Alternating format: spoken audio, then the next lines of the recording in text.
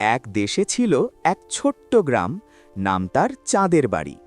এই গ্রামের সবচেয়ে অদ্ভুত জিনিস ছিল প্রতি পূর্ণিমার রাতে আকাশ থেকে নেমে আসতো নীল রঙের আলো, যেন তারা মাটিতে খেলতে এসেছে। সেই গ্রামে থাকত এক গরিব কিন্তু সাহসী ছেলে, নাম তার আরিব।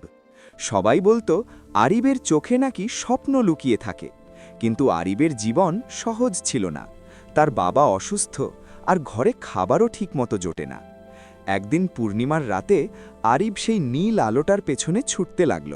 হঠাৎ সে দেখে একটা ছোট্ট দরজা মাটির নিচে খুলে গেছে। সাহস করে সে ঢুকে পড়ে। ভেতরে গিয়ে সে দেখে এক জাদুর রাজ্য। গাছগুলো সোনার, নদীটা রূপার মতো ঝলমল করছে, আর পাখিরা মানুষের মতো কথা বলছে।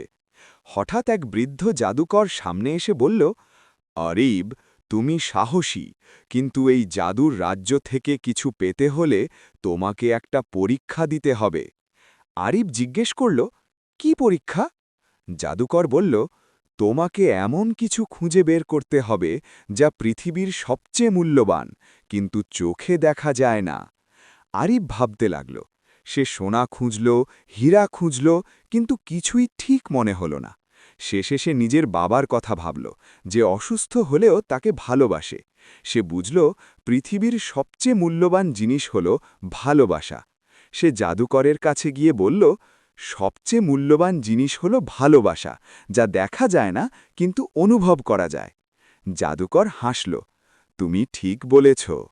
তারপর জাদুকর তাকে একটা ছোট্ট আলো দিল, বলল, এই আলো তোমার জীবনে সুখ নিয়ে আসবে।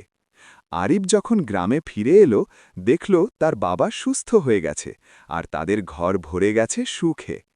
তারপর থেকে চাঁদের বাড়ির মানুষ জানত, সত্যিকারের জাদু সোনা বা হীরায় নয়, ভালোবাসার